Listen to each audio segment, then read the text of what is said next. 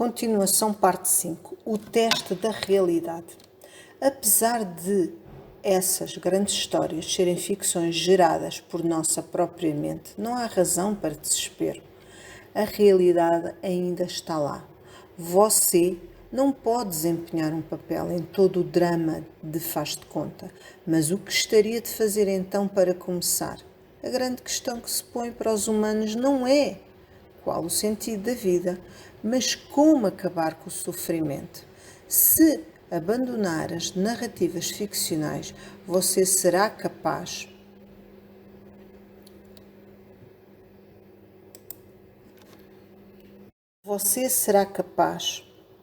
de observar a realidade com muito mais clareza do que antes.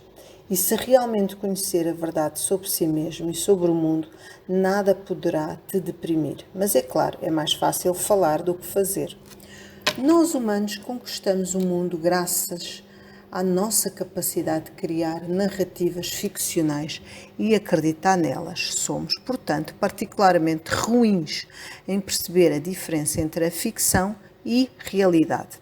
Ignorar esta diferença tem sido para nós uma questão de sobrevivência, porque a coisa mais real no mundo é o sofrimento. Quando você tem diante de si uma grande história e quer saber se é real ou imaginária, uma das questões chaves é se o herói é capaz de sofrer. Por exemplo, se alguém lhe contar uma história da nação polaca, reserva um momento para pensar se a Polónia é capaz de sofrer. Adam Mickiewicz, o grande poeta romântico, o pai do nacionalismo polaco moderno, chamou a Polónia de Cristo das Nações.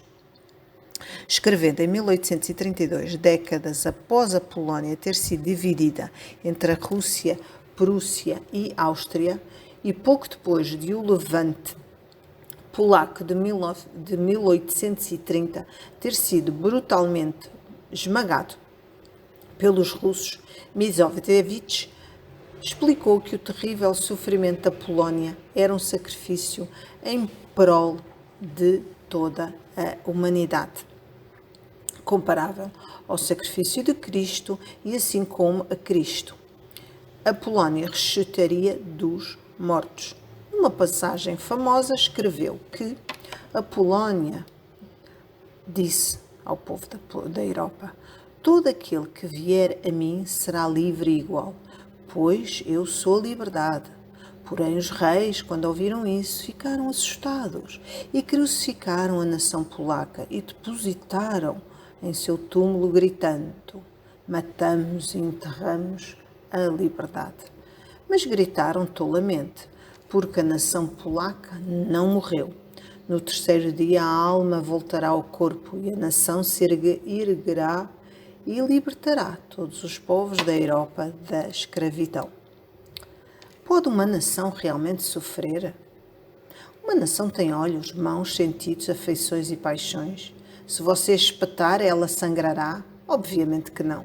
Se for derrotada numa guerra, perder uma província ou mesmo perder a independência, mesmo assim não sentirá dor, tristeza ou qualquer outro tipo de sofrimento, porque não tem corpo, nem mente, nem sentimentos quaisquer que sejam. Na verdade, ela é apenas uma metáfora. Somente na imaginação de certos humanos a Polónia é uma entidade real capaz de sofrer.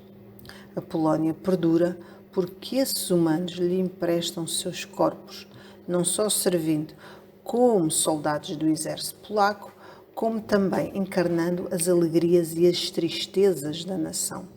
Quando em maio de 1831 chegaram a Varsóvia as notícias da derrota polaca na Batalha de Ostrołęka, estômagos humanos se reviraram angustiados e peitos humanos arfaram de dor, olhos humanos encheram-se de lágrimas.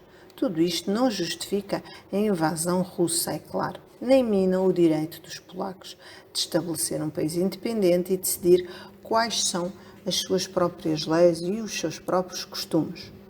Mas isso significa que, afinal, a realidade não pode ser a história da nação polaca, porque a própria existência da Polónia depende de imagens em mentes humanas.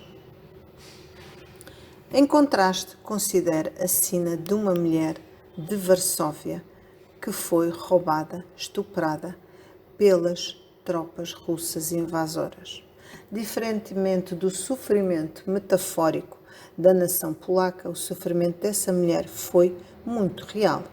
Pode muito bem ter sido causado por crenças humanas em várias ficções, como no nacionalismo russo, no cristianismo ortodoxo e no heroísmo machista, todos os quais inspiraram muitos dos estadistas e soldados russos. No entanto, o sofrimento resultante foi ainda assim 100% real. Sempre que os políticos começarem a falar em termos místicos, tenha cuidado. Podem estar tentando disfarçar e desculpar sofrimento real, escondendo-o sobre palavras grandes e incompreensíveis. Em especial, tenha cuidado com as seguintes 4 palavras: sacrifício, eternidade, pureza, redenção. Se ouvir qualquer uma delas, faça soar o alarme. E se acaso você vive num país cujo líder rotineiramente diz coisas como seu sacrifício vai redimir a pureza da nossa nação eterna, saiba que você está em grandes apuros. Para salvar a sua sanidade, tente sempre traduzir essa tolice para termos reais. Um soldado gritando em agonia, uma mulher espancada e brutalizada, uma criança tremendo de medo. Assim, se você quer saber a verdade sobre o universo, sobre o significado da vida e sobre a sua própria identidade, o melhor modo de começar é observando o sofrimento e explorando o que ele é. A resposta não é uma história.